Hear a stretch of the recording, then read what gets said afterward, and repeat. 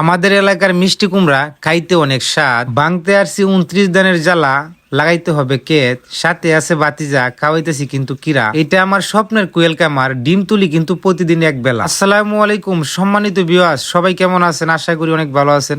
আলহামদুলিল্লাহ, আমি আল্লাহর রহমতে অনেক ভালো আছি। আজকে আমার ডিম তোলার পরে আমার যে কাজটা করতে হবে, যাইতেছি কিন্তু হাওরে, বাংতে হবে 29 দানের জ্বালা, লাগাইতে হবে কিন্তু কে। তো আমি রাস্তাতে যাওয়ার সময় দেখতেছি আমাদের ঈদগার মাঠের সামনে একটি ছোট টলি গাড়ি মিষ্টি কুমড়া দিয়ে খুব সুন্দর করে গাড়িটা ভর্তিছিল।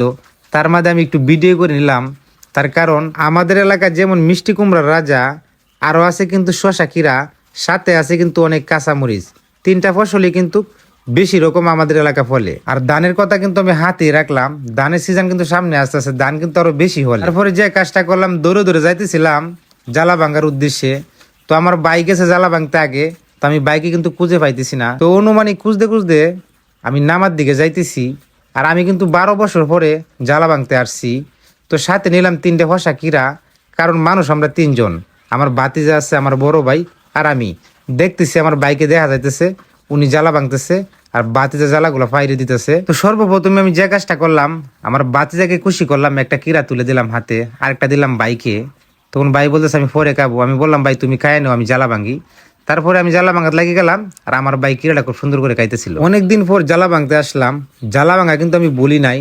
তো জ্বালাটা অনেকটাই বাড়ি, জ্বালার মধ্যে অনেক বেশি ঘাস, জ্বালা ক্ষেতের মধ্যে শ্বাস করছিল কম, তার জন্য কিন্তু জ্বালার সাথে হয়েছে অনেক ঘাস। তখন আমার বড় ভাই বলতেছে ঘাস মাস বুঝি নাই, জ্বালা কিন্তু 50টা কুচা ভাঙতে হবে, কারণ ক্ষেত কিন্তু কালকে লাগামো 5 কাটার মতন। তখন আমি বললাম ভাই ইনশাল্লাহ 50টা কুচা ভাঙতে সারা বিল লাগবে না, এর আগে হয়ে যাবে।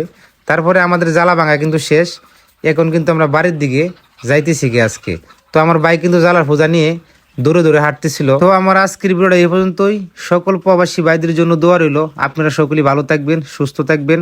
আসসালামু আলাইকুম।